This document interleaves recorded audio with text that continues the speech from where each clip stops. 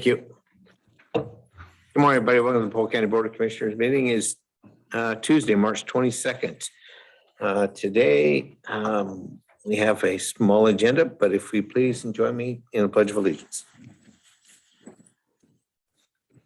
I pledge allegiance to the flag of the United States of America and to the republic for which it stands, one nation, under God, indivisible, with liberty and justice for all. All commissioners are present. There's extra agendas at the back door. And we're looking for approval of minutes. So moved. And second. All those in favor, please say aye. Aye. Aye, motion passed unanimously. And next up is Fly Salem update. Brent DeHart.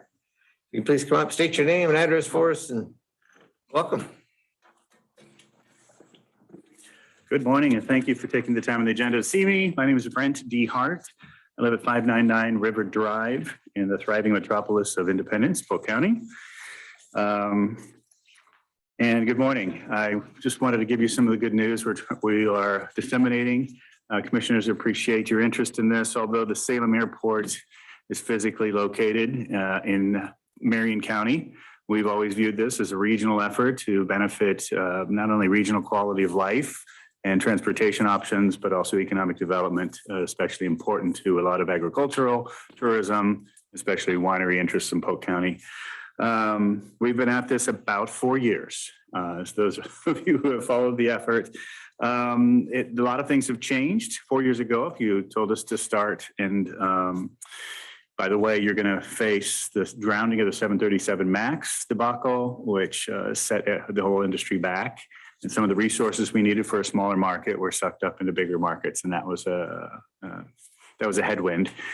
And then, of course, there's something that people are calling a pandemic happening or has happened, and now we have a pilot shortage and a war in Ukraine. But other than that, it's been smooth sailing. But the good news is, and I say that in preface to a change of strategy due to reality right now, because our goal has always been to get a major carrier to a major hub for the whole Mid-Valley, so we could go to McNary Field, connect to San Francisco, all over the world, connect to Seattle, Denver, LAX, something like that, and connect us all over the world with a major legacy carrier. And I think that continues to be a goal, but with the disruption in the airline industry, with pilot shortages right now, we don't think anyone's going to have the capacity to do that for a couple of years. However, we're being looked at by at minimum 4 low-cost carriers. It's a market segment in the industry referred to as ULCCs, ultra low-cost carriers. And in this category are airlines you've heard of like Spirit, Frontier, Allegiant, JetBlue, additional new ones you may not have heard of, Breeze, Avelo, AHA, and that is the market segment in America that's expanding. So I had a good fortune during some of our recruitment to hear the CEOs of both Spirit and Frontier talk. Both have a lot of aircraft on order. Both announced that they will be twice the size they are today in 5 years due to the number of aircraft that they have. So that's good news for us because they're looking for dots on a map from which and to which to fly, and also lower costs of operations. And Salem obviously is going to be much, much less expensive than flying in and out of Portland. So we have 4 carriers right now actively talking about starting in the next 24 months. That's pretty exciting. Now we're in the process of trying to get TSA to prepare to screen passengers at Salem. I get asked a lot, where would they fly? And it depends on which airline comes first. AHA is the most visible and the smallest operation. Basically, they're making use of 50-seat regional jets to fly tourists to Reno. So we would have nonstop Salem to Reno 3 or 4 times a week. The other new entrants, Breeze and Avelo. Avelo is based in Burbank, so it would give us an LA Basin destination. Breeze is still not known, but tends towards taking to the Bay Area, perhaps. And there's a couple other airlines also talking to us. So, in the most optimistic sense, we're looking at getting our region's top 4 destinations, which would be the LA Basin, the San Francisco Bay Area, Las Vegas, and Phoenix. If we could do that with these low-cost carriers and fill the aircraft, that's going to attract a lot of attention for the major airlines in terms of market share, in terms of viability, in terms of infrastructure and an ongoing, enterprise. Because it's been harder to recruit when you don't have service. You don't have one data point, and that is that our competitors do, and that is we're complaining this percentage of passengers per aircraft. So they have a load factor of every time a plane takes off, it's 85% full. That number we do not have, which makes starting service again in the Mid-Valley, despite our demographic and economical statistics, it's just viewed as a higher risk. So money spent, as you know, we haven't spent any of your money yet. So we received a grant from Oregon Department of Aviation. I know Commissioner Polk's intimately familiar with this. It's a $500,000 grant. We have drawn it down about $170,000. And $300,000 has been about $300,000. These are rough numbers, folks, but is reserved to market the service once it comes.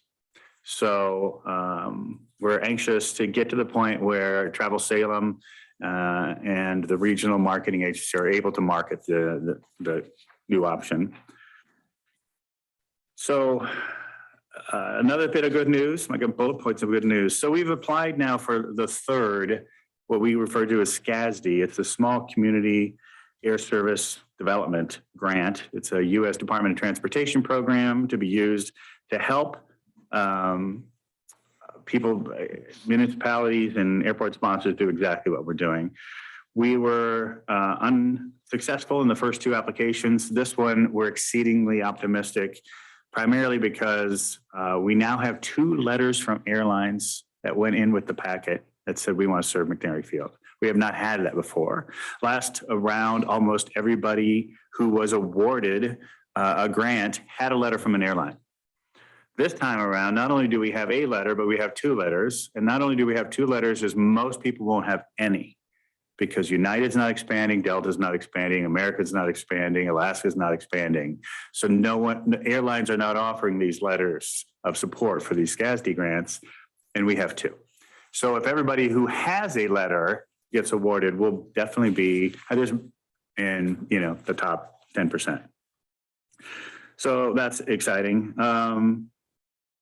Hey, Brent, can I stop you right there? Yeah, please. Again, tell us, what does the SCASD money get spent on?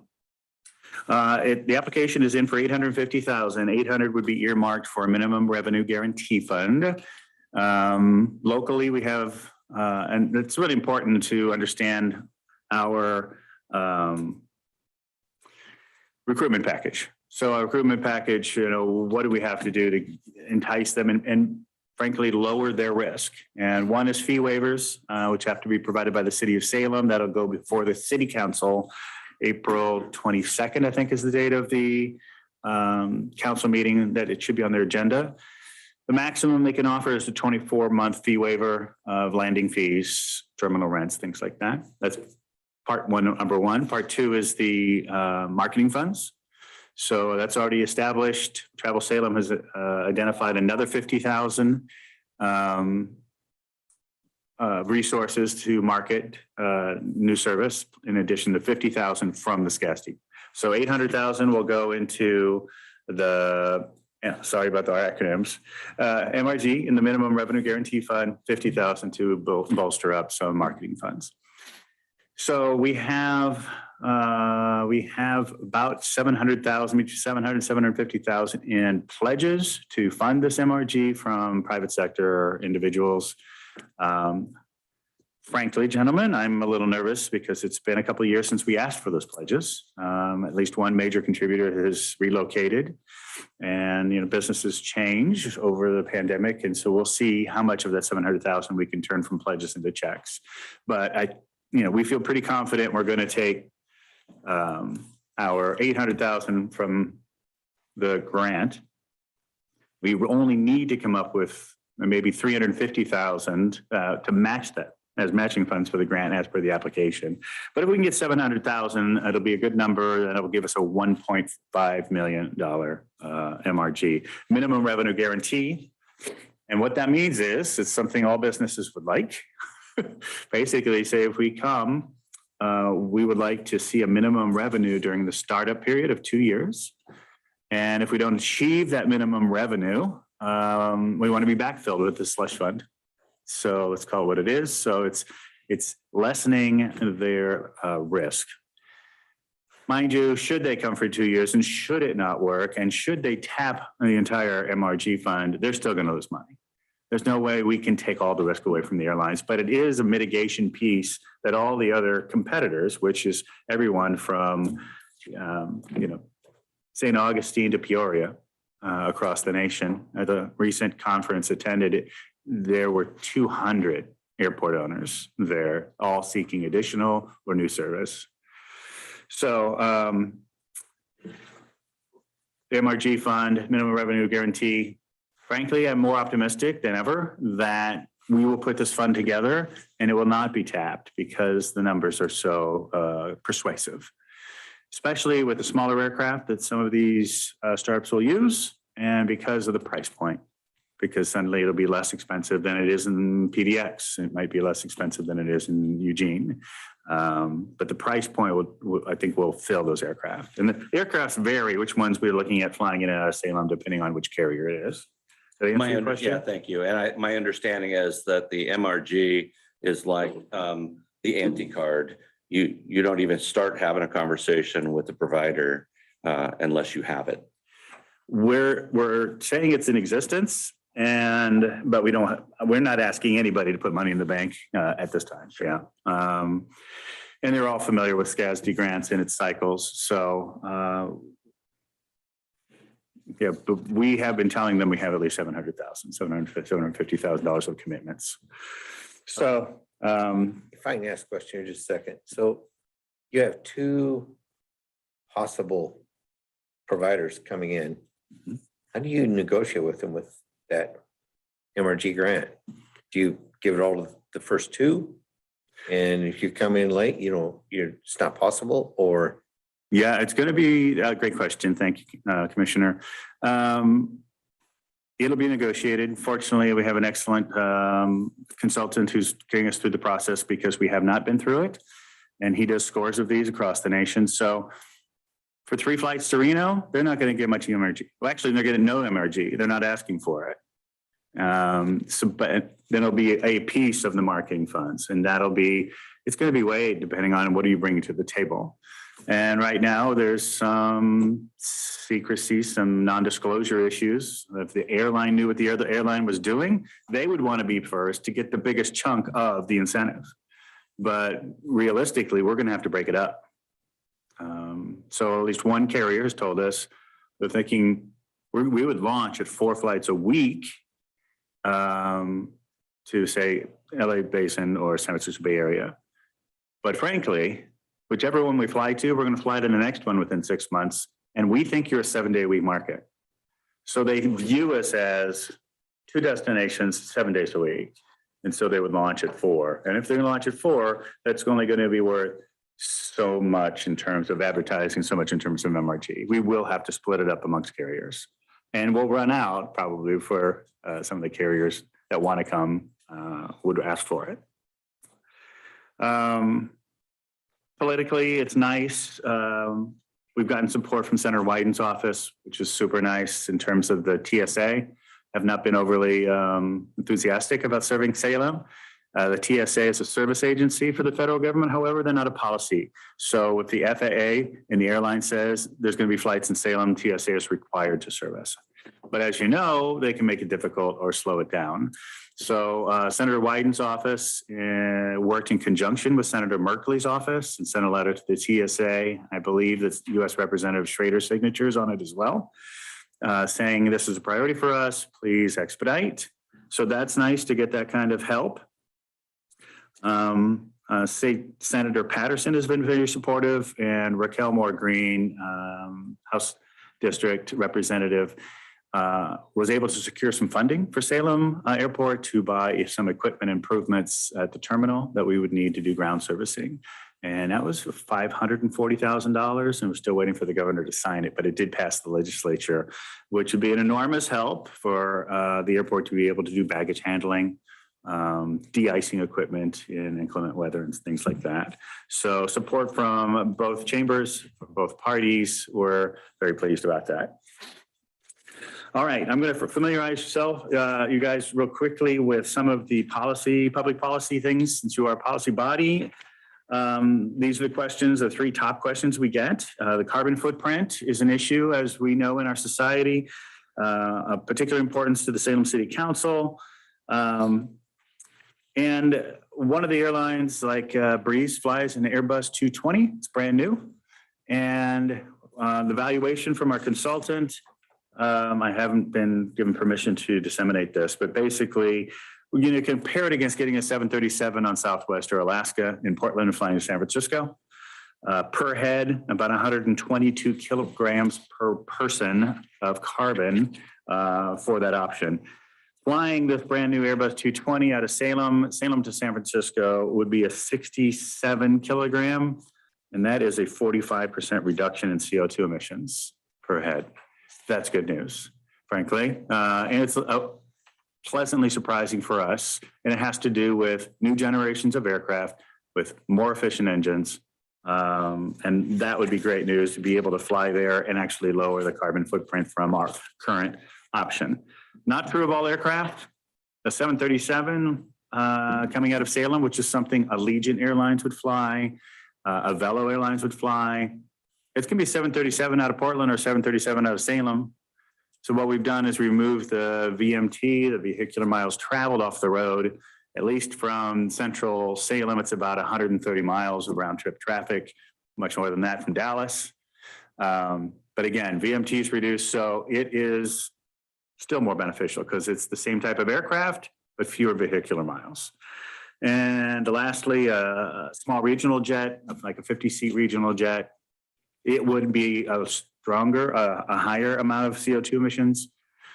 And the question is, well, how much have we offset by not going out of Portland? And about 63% of that effect, let's say Commissioner Polk flies to Reno, and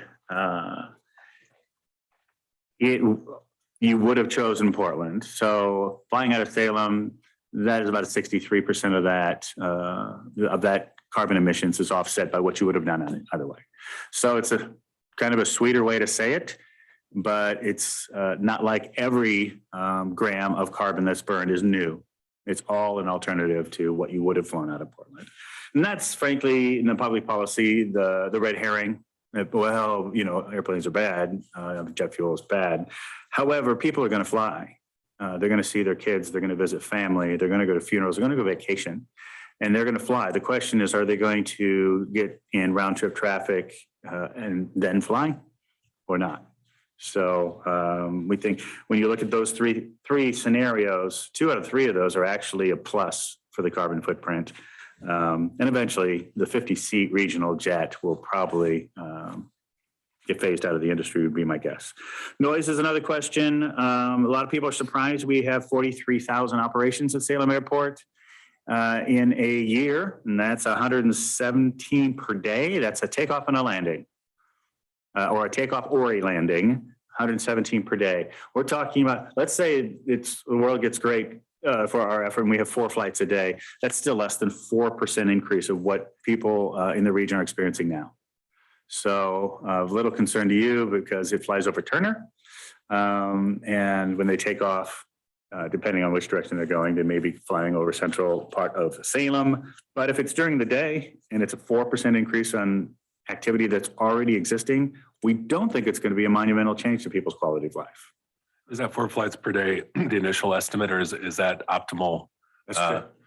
Commissioner, At full capacity? No, it's not at all full capacity. Commissioner, good question, and I confess it's just what I calculated. Okay. So we were originally seeking 2 flights a day to San Francisco, 2 flights a day to Denver, one of those, which I had calculated was less than 2%. So even doubling that, if we were to get 4 flights a day, which would be pretty amazing, right? That would be a nonstop to LA, San Francisco, Vegas, and Phoenix every single day. It's still less than 4% of what we currently have. And these jets are quieter than the corporate jets and the military equipment that we're seeing now. So I think most people in Salem recognize when the fleets of Blackhawks come in. And even, like I said, the corporate jets, depending on their age, they're louder than these commercial jets. So daytime, small frequency, less noisy aircraft. We're trying to dissuade people from, or get people to understand the noise impact. It will not be as strong as people fear. And lastly, funding. And it's an issue for Salem, of course, as you all are familiar with issues with and demands on your budget for transportation for the homeless, transportation for homeless, for parks, for public safety. All of it's a tug. We have never, and we continue to pledge not to ask for general fund money.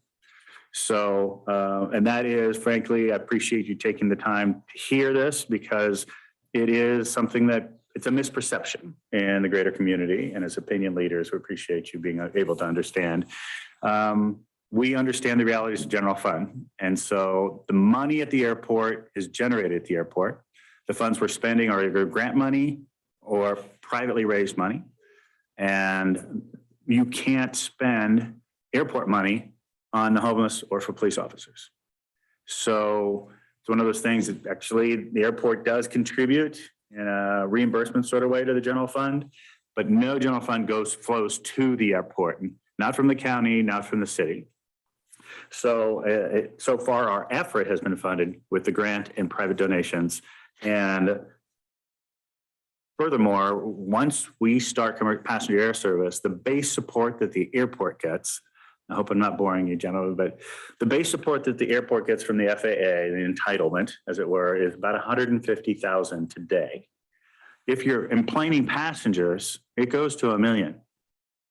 So that's an $850,000 influx into the community, into the region for airport security and beautification and facilities and staff and so forth. That's an automatic increase of money coming into the region of $850,000 per year. Do you have staff hiring projections of what it would require to maintain operations? For the airport itself, I think it absolutely would need another administrator. Currently, it's so thin. You have one administrator, and you have, I think, 3 full-time maintenance staff. And I apologize, I don't know how many acres that airport is, but I'm guessing it's a few hundred. So yeah, at a minimum, it requires more management. You're going to be managing more tenants, airline contracts and things like that. Depends on whether or not the city gets into ground servicing. I do not think that they will. By ground servicing, that means taking your tickets, loading the jets and doing the baggage. I don't think the city will take that on. I think that'll get done by the airlines or be hired out to the company I own. I forgot to disclose I own Salem Aviation Fueling. So I am on the field. And so I have a financial interest and I hope to service these flights. But I represent Fly Salem, and of this group, I'm just a volunteer. So it's really anchored by Salem Area Chamber of Commerce, Travel Salem, and SEDCOR for economic development. So those are the 3 core members of Fly Salem, and then surrounded by some passionate and interested community individuals. And Brett, I have another question. I apologize. I'm fairly new to this. So. Oh, no, happy. So do you currently serve in your private enterprise existing aircraft, the industrial aircraft and the agriculture? Yes, anything that flies in and out of Salem that needs fuel, my company would fuel them. And what are you hearing from those sectors? Is there plenty of capacity at the airport to accommodate passenger aircraft? Is there any worry about cutting into capacity of industrial use? No, actually, there's very little traffic in Salem. It's a wonderful place to learn how to fly, or you gentlemen could choose independence, but I highly recommend it. I learned about 20 years ago. But they have a good fortune of having a tower. And for an airport that doesn't have that much activity, to have a tower is a nice safety element. And you're in the air about a minute and a half and you're looking over our beautiful agricultural valley. And it's, recreationally wise, it's a wonderful place. However, there's corporate jets that fly in and out, right? And of those corporate jets, a lot of them are economic interests for the Valley. Last week alone, and there were 2 that were specifically agribusiness related. Companies that have substantial agricultural investments in the Mid-Valley and so forth. They really don't intersect. We're not going to get to a place where people are fighting for airspace. Yeah. Not in my lifetime, Right. I don't believe. I believe we're going to have a vibrant commercial air service to where Salemites and Mid-Valley people want to fly to. I think it's going to increase our tourism. I think it's going to increase the number of companies that choose to locate or grow here because they'll have freight options and they'll have more travel options. But realistically, we're always going to be small. The vast majority of people's preferences and the right solution for their transportation needs is going to be Portland. We're just trying to give them another one. And it's a great statistic, Commissioner. For us to fill the planes that we've been seeking, we really only need to get 10% of the people to change their departure. 10%. And our consultants are working with communities that need to change people's habits by 30%. And so we can fill them in, if it's nonstop to Amsterdam, it's never going to be Salem, right? So some people will choose Portland. It'll be the right thing for them. But for a lot of people, for the majority of places that we fly, a nonstop out of Salem would be, and connecting Salem to the world will be a great alternative. I think people would pay a premium for that proximity benefit. On the airport itself, general aviation is parks in a different place, goes to a different place than commercial aviation will. So they won't be crowded on the ramp. And I don't think I fully answered your other question about capacity. Right now, we have a holding area and we could have 2 planes there waiting at once with a holding area that can hold about 260 people, I think. So if you're looking at 2 135-seat aircraft, you could do it. It's not going to be optimal. If some overlap, it'd probably be more realistic. But really, 4 flights a day, we were going to need to extend that terminal. But if you have passenger air service, again, you get more money from the FAA to do those kinds of things. So the good news about the money, the basic support, it goes up by $850,000 after 24 months of waivers, vacant landing fees, and terminal rents. Currently at the airport, you have a shuttle as a resident lessee in the building, and 2 rental car agencies are in the terminal right now. And of course, FAA grants, you get a lot more opportunities. Flowage fees are fuel.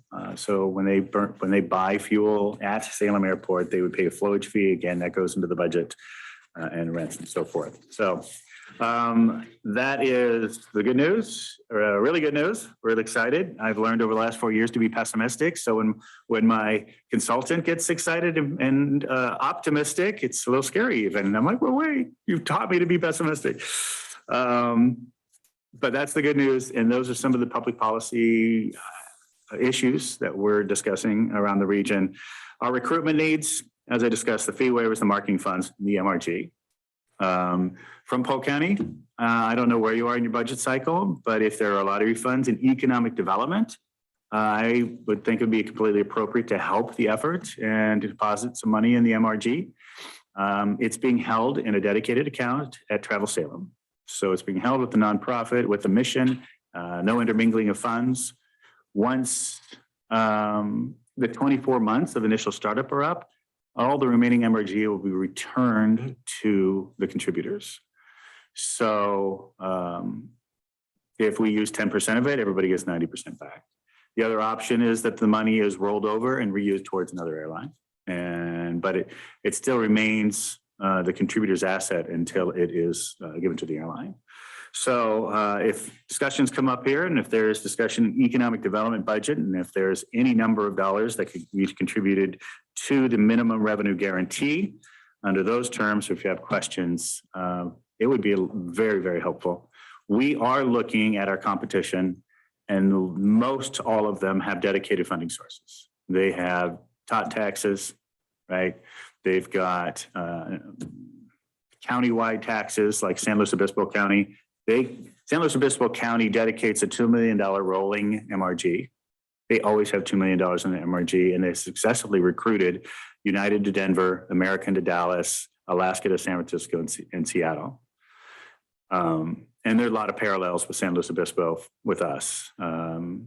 close to an ocean, close to parks, beautiful scenery, university, and tourism. So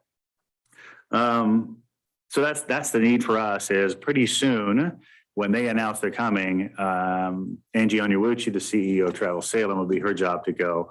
I'm here for the update. So luckily I'm not really to ask for the money guy, but I am here to tell you that the conversation, we appreciate the conversation and the consideration, and Angie will probably be calling. So we are up against, we don't have a city that contributes to an MRG. I don't think we have the political climate or taste for that. But we view it absolutely as economic development. So for Marion County especially, and Polk County secondarily, a contribution to the MRG out of economic development funds that may be returned in 2 years, we would enjoy seeing that. Questions?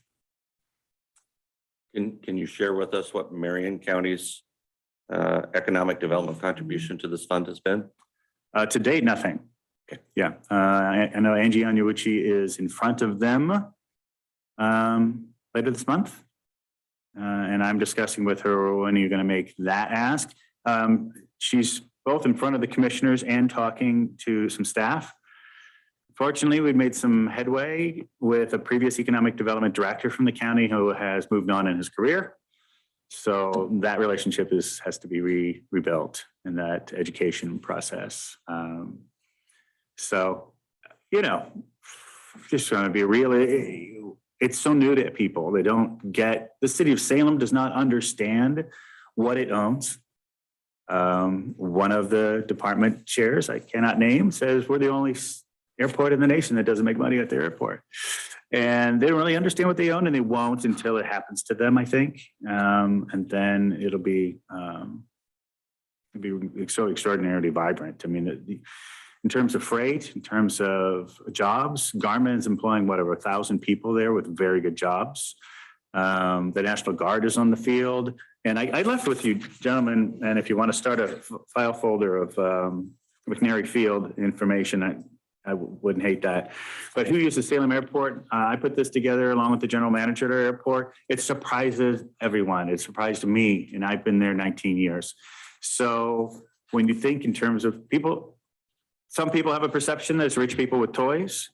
But when you tell them, well, this is where they launch life flight, and this is where they fight fires, and this is where they track endangered species, and this is where they do mapping, and this is where the U.S. Army comes in and stops when they're doing maneuvers, and the agricultural interests, the medical users, the tourism related, you know, we always like it when Carrie Underwood flies in a 737 and we help them.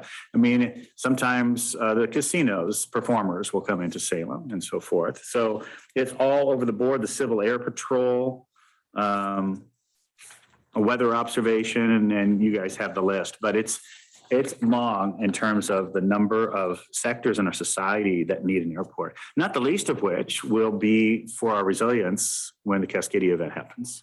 And I live in Polk County. I'm on the wrong side of the river for a C-130 to land with Red Cross supplies, right? However, it is another example of why in the Mid-Valley, we need this asset to be vibrant and strong and viable.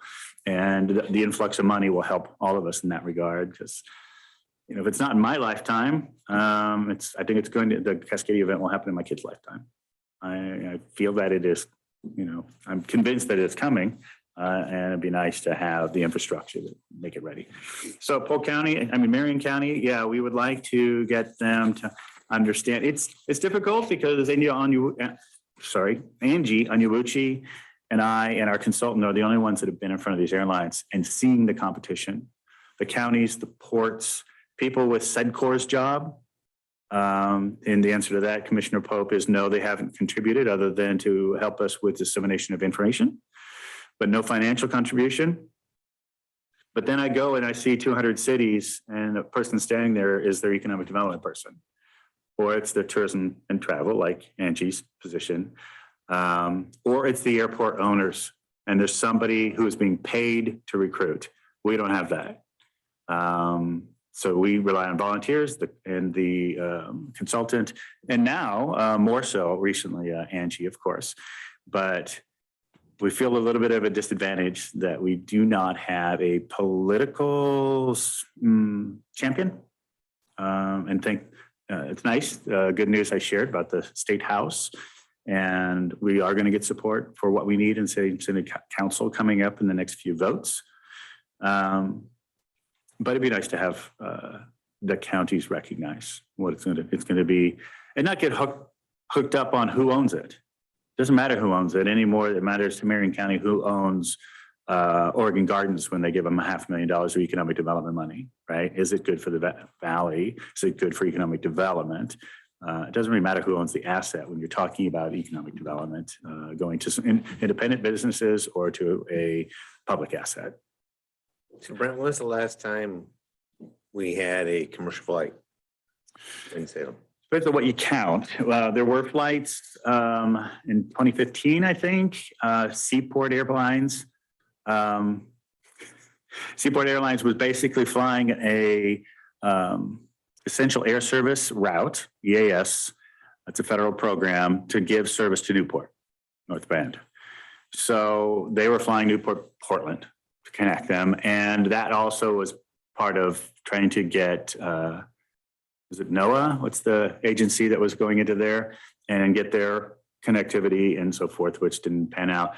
They stopped in Salem on their way to Portland and picked up a few passengers. I think it was a 9-passenger jet. It didn't last very long. Frankly, the company ended up not being very well run. And even though it's named to connect Seattle and Portland, Seaport Airlines, they ended up losing that route as well. I don't know if they're still in existence, but that was the last flight that actually stopped in Salem, but I would not refer to it as service. Prior to that, Delta in 2007 and 8, and Commissioner Gordon, you're new to this. So 2008, we had Delta service to their hub in Salt Lake City. It went extremely well.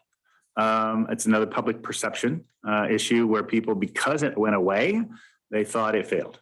And unfortunately, it really was successful. And Delta had launched a number of smaller, medium-sized markets. And they told Mayor Janet Taylor at the time, this is January of 2008, they told Mayor Taylor, this is the best small market rollout we've had. And we'd like to start talking about expanding service to California. That's how well it was going. That was January 2008, and by October they were gone. And in the interim, the price of fuel tripled, or more than tripled, went from $40 a barrel to $145 a barrel. We all remember that anomaly, hopefully, if we were driving, $145 a barrel. Delta grounded all of its small markets, not just Salem. Had nothing to do with Salem and McNary Field. Had nothing to do with how many seats, because at $140 a barrel, you could fill all 50 seats and not cover your fuel costs. So Delta and every other major carrier grounded the 50-seat regional jet, just put them on the ground, and that cost us our service. From that, we rolled right into the Great Recession. And so We utilized that 3 times. Did you? Period. Yeah. And that was awesome, to be able to just go to the airport in Salem. Mm. And then our friends all flew out of Portland. Mm. And when we landed, we were home before they even got their luggage. So Yeah.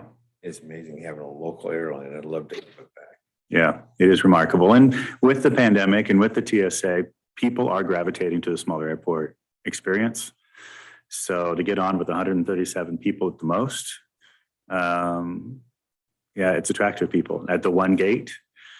So I remember we would land at 9:50 and you'd only miss the first segment of news before you were sitting in your chair to the 10 o'clock news. So we think that people will choose it. And once they see it, they'll have it. They'll have the lower price. They'll have the quick in and out. They'll get dropped off. They won't have the traffic issues. They won't spend an extra night in Portland, which frankly, for business flyers, that's another day of productivity. For those of us with families, it's another day out of the house. It's more expensive. A lot of us recognize that we could pay $50 to $100 more to fly out of Salem and still break even or do better compared to the parking and the travel and the time the night before. And if you're not up for getting up at 2:30 in the morning to catch a morning flight. So for all those quality of life reasons. And, it's hard to identify Fly Salem. And I apologize for not giving a better introduction, but we really fall in different camps in who wants this. And some of it's regional quality of life issues, as we've discussed. Some of it is regional pride to have a capital city in Oregon be the largest capital city in the entire nation that does not have service. Frankly, we find that an embarrassment for our region. And we spent now 4 years educating airlines that the Mid-Valley is not Portland. And because frankly, they don't know Dallas, Monmouth, Salem, they don't know that we're not Gresham. They really don't. They don't get that it's in our area. We estimate 600,000 people in our marketing area. That does not even include Lincoln City. We think we'll draw from Lincoln City. Doesn't include McMinnville. Doesn't include Wilsonville. And we'll think we draw from all three. And so 600,000 individuals, and we know how much they're flying. That's why we're so confident with the numbers, because we bought the numbers. We purchased them. We passed the hat and wrote checks and bought the numbers. These are not projections. We are using 2019 as a baseline of pre-pandemic. So, and we know what percentage is back from pre-pandemic. So we're able to identify what we, believe that how many people are flying are going to fly. But yeah, so quality of life, economic development, for a lot of people, it's that. Their business to thrive or their region to thrive, and then civic pride as well. Any other questions? Yeah, but I'll differ. I'll just say, I think this would be a benefit to the region, and reflexively as a consumer, I would take advantage of it. However, I'd be really reticent to appropriate economic development funds to mitigate the risk of corporations. I want to see that lottery money circulating in Polk County for Polk County entrepreneurs and businesses. So I appreciate the efforts, but just as my first reaction, I'd be very reticent to invest lottery funds into this. So I'm going to say that. I understand that. I think there's pretty rational arguments both sides. I view it that the same as when we give a company some abatement for property tax. So it doesn't go into the coffers, but it will. It's still going to benefit the people that get hired, and still going to benefit the taxing jurisdictions when it passes. So, and for me, I'm going to donate to it. I'm going to keep it on my balance sheet, and I fully expect to get it back in 24 months.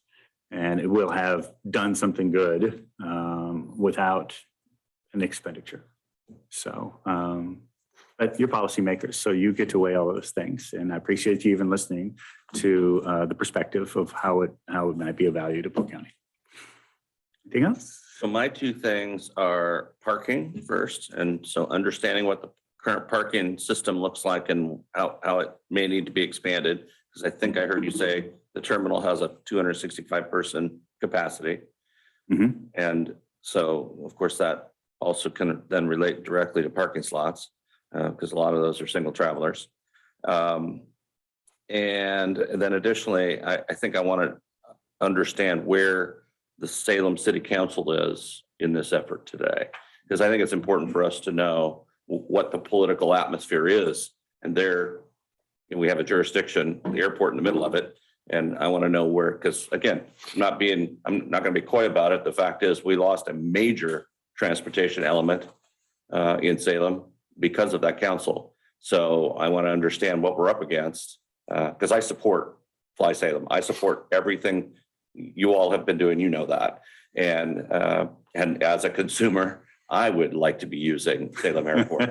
And honestly, I will tell you that I have, my wife and I have made a very diligent effort, though we haven't been able to get it done yet, to moving our transportation to Eugene, because it is so difficult now. It just gets more and more difficult all the time to travel out of Portland, and just all of the pieces that go with it. It's just so complex and extremely uncomfortable. And I'm tired of it. And I want to have a better traveling experience, and we're going to travel. I mean, we're going to go visit. We're going to do all the things that you said. So our option is either to be really miserable and do it by car, or do it smarter and do it by air, which I really do believe is our future. And by the way, I would also plug in while I'm talking to Commissioner Gordon's concerns about impacts of commercial traffic at McNary Field. I'm a monster proponent of finding more opportunities for independence. And any of those small operators that might feel squeezed, I would absolutely invite them to come and park at Independence, because we will lose that airport eventually if we don't continue to find a way to support its use. The state is looking for reasons to stop, to stop service, stop paying. So I know this intimately. Yeah, and we Polk County people are going to be reliant upon that for emergency needs when the bridges collapse into the river. And they have to get on the other side of the river, and I don't want to wait for the ferry boat. So, yeah, I mean, Independence for take things, if they're large aircraft flying to McNary Field, we're going to need smaller aircraft to fly in Independence and help us with clean drinking water and all the needs. And we're moving that way. Just again, for the record, anybody listening, I mean, we are moving that way now with jet fuel capacity at Independence Airport and more commercial businesses at the field that are able to service aircraft and other businesses. That opportunity is growing. And so we do have capacity there to improve it. And it's an issue where I want to continue to point to relevancy of our small airport for those that, again, may feel crowded at Salem or Aurora. Yeah, and that is oddly enough, the same state agency who would cut the budget would be the same state agency that's involved in emergency management with the airport. So that's an education that needs continuing need. To your questions, parking, there's somewhat limited parking. I think everyone recognizes that some of the trucks that are parked, the rental trucks, will have to move. The airport will have to say, you need to move. There's real estate there that would require some pretty quick paving, I think, and that would be sufficient. We would like to see it's insufficient because it's such a success, but it's certainly been discussed and it's top of mind. And I honestly nag the airport manager constantly about where the money's going to come from for the parking. So we do think because of where it is, a lot of people will take an Uber or get dropped off. And that fewer people will park than those of us who will park at PDX. So it's just so close. And, hey, a ride to the airport is no longer half a day. There and back, it's 10 minutes. Drop me off. So we have some. We need more. There's real estate. They better plan on having some asphalt. And I think it's already a discussion that the rental cars, of course, you want to have the rental cars there, but maybe not a lot of real estate taken up with the rental trucks. So, and again, that kind of improvement is something the FAA will help pay for if you have commercial service. City Council, we have been briefing the City Council. We have 3 votes coming up in the next 3 months that we need. And one will be to provide the fee waivers. And frankly, I think there's been a lot of assumptions that the City Council would not provide it. We know that the mayor is supportive. And Tom Hofford of the Salem Area Chamber and Angie Onyewuchi and our consultant met with 3 other counselors last week on Zoom, gave them the good news update. They were all supportive. They've talked about getting Councillor Hoy, who's currently serving in the legislature, was talking about getting a local contingent of legislators to sign a letter of support to go to the TSA. So that was a great sign. Councilor Nordyke thought that the City Council should write its own letter of support. So we thought if we're counting votes, Commissioner, there's 3 that I think people assume we didn't have, and then they were absolutely supportive, in addition to the councilor from Ward 1 and the mayor. So we believe that there's 2 no votes and 6 yes votes. So these are support for the grant Supportive in general. and the concept. So the grant is one of the 3 votes. So the first vote is, will you provide the fee waivers? That's coming up next month. Second vote will be potentially, if anything needs to be spent at the airport that's not in the budget, and you gentlemen know how this works, the money's at the airport contingency or reserve fund. Let's say the TSA says, hey, would you move this wall so I have a corridor that's 2 feet wider? That kind of, it's more likely to be, we need more data lines, more plugins, but whatever, if it's money that was not budgeted, then he'll have to ask permission from the City Council for the expenditure that's off budget, even though it is airport funds, which is a little odd to me, but that's a potential second vote. And the third one is to accept the grant, which we think announcements will come out in middle of June based on last year's cycle. So there's 3 votes. At this point, I think everyone's more confident that they're going to be yes. Councillor Anderson in Ward 2 one of our huge bridge opponents. He's a no. That's just kind of a given. I'll leave it at that.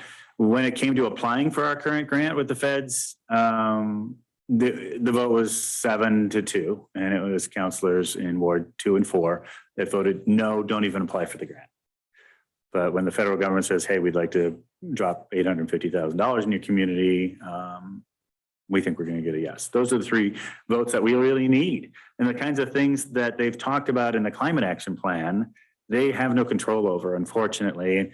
I find it discouraging that the staff has not educated the policymakers better, because in the climate action plan, if you're following it in the paper, there's elements and goals like not to allow internal combustion engines to land in Salem.